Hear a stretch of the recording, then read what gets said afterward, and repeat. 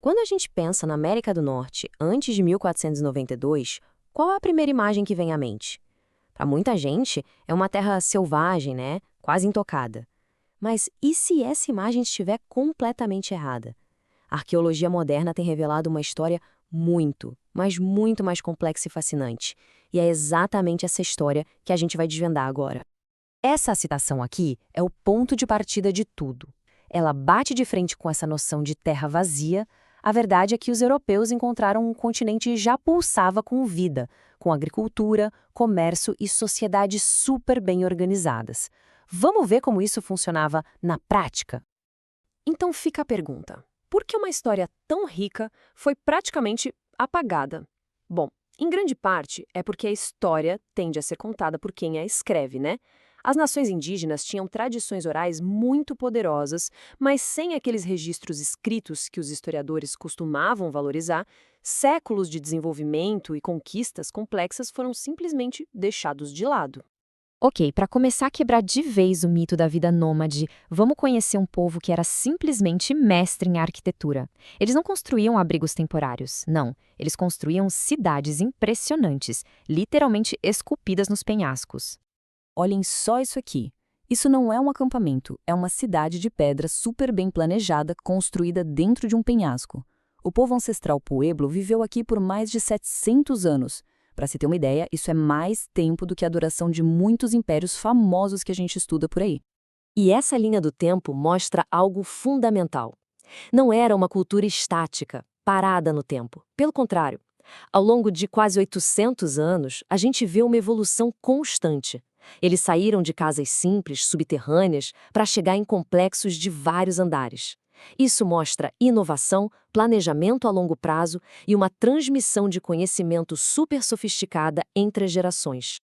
E essa evolução das pit houses para as kivas é muito mais do que só uma mudança de arquitetura. As kivas eram o coração da comunidade, centros cerimoniais e sociais. Para construir essas estruturas, que eram bem complexas, era preciso um nível de organização e um propósito em comum que definem, sem dúvida, uma sociedade avançada. Agora, vamos sair um pouco da arquitetura e mergulhar na economia.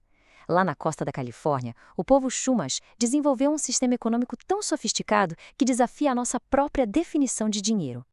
Essa pergunta de US$ 1 milhão, né? Pensem bem, sem ouro, sem prata para fazer moeda, como é que se facilita um comércio em grande escala? Como se vai além da simples troca para criar uma economia que realmente funciona, que é dinâmica? A solução deles foi genial: dinheiro feito de contas de concha. E o segredo não era a concha em si, mas a padronização e todo o trabalho envolvido. Era tão difícil produzir essas continhas finas que isso garantia o valor delas e dificultava a falsificação. Ou seja, cumpria exatamente os mesmos princípios de uma moeda moderna. O que a gente vê aqui é uma verdadeira cadeia de suprimentos. Pensem só. Artesãos construíam canoas super avançadas, que permitiam acesso a ilhas onde outros especialistas criavam as ferramentas para produzir a moeda. Tudo interligado. Não era uma troca simples, era praticamente uma economia industrial em escala pré-colombiana. E essa moeda permitiu que a excelência florescesse. Os artesãos podiam se dedicar a criar peças de altíssima qualidade, como essas que estamos vendo, sabendo que poderiam trocar por tudo o que precisassem. O dinheiro não só facilitou o comércio, ele incentivou a arte e a especialização. Então, já vimos cidades complexas de economias sofisticadas, mas e o isolamento? O nosso último caso de estudo vai quebrar de vez o mito de um continente isolado do resto do mundo. É fácil olhar para o mapa e pensar que o Alasca é o fim do mundo, né? Mas é só mudar um pouco a perspectiva. Ele fica a um pulo da Ásia. Para os povos daquela época, o Estreito de Bering não era uma barreira, era uma ponte, uma verdadeira superestrada que conectava continentes. E isso nos leva ao ponto que talvez seja o mais surpreendente de todos. O continente americano não estava isolado. E não estamos falando de trocas locais, não. Estamos falando de produtos que vinham da Ásia e até da Europa, chegando ao Alasca muito antes da chegada de Colombo. E a prova disso não é teórica, é física, é material. Arqueólogos encontraram no Alasca artefatos de bronze e de ferro que vieram lá da Sibéria. Mas o achado mais impressionante de todos é este: contas de vidro fabricadas em Veneza, na Itália, e a datação por carbono confirmou que elas chegaram lá antes de 1492. Isso significa que uma rota de comércio global já conectava a América ao resto do mundo. Agora, vamos juntar todas essas peças, todas essas evidências e ver a nova imagem que se forma. É hora de reavaliar o que a gente pensava que sabia.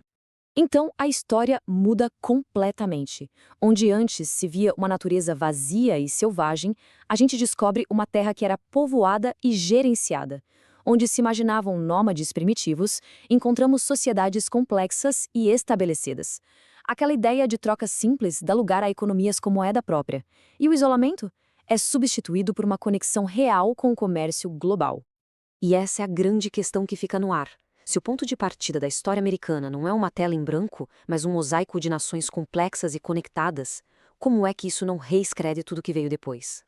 Reconhecer essa profundidade não só corrige o passado, mas nos obriga a repensar a própria identidade da nação hoje em dia.